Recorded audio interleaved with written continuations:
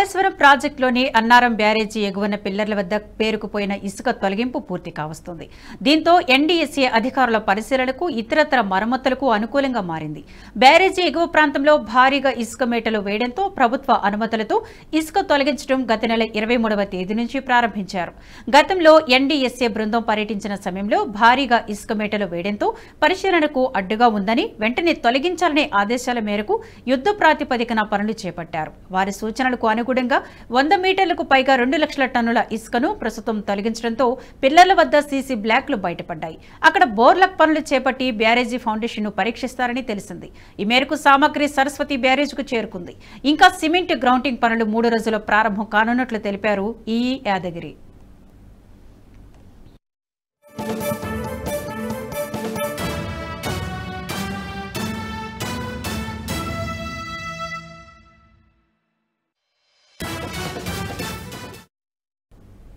ఈ వీడియో మీకు నచ్చినట్టయితే లైక్ చేయండి, 10 మందికి షేర్ చేయండి. అలాగే కామెంట్ల రూపంలో మీ అభిప్రాయాలను మాతో పంచుకోండి. Nationalist hub group of channels ను సబ్స్క్రైబ్ చేసుకుని తెలుగునాట జాతీయవాద జర్నలిజాన్ని ప్రోత్సహించండి. ఈ వీడియో కింద ఉన్న బెల్ ఐకాన్ పై క్లిక్ చేయడం మర్చిపోవద్దు.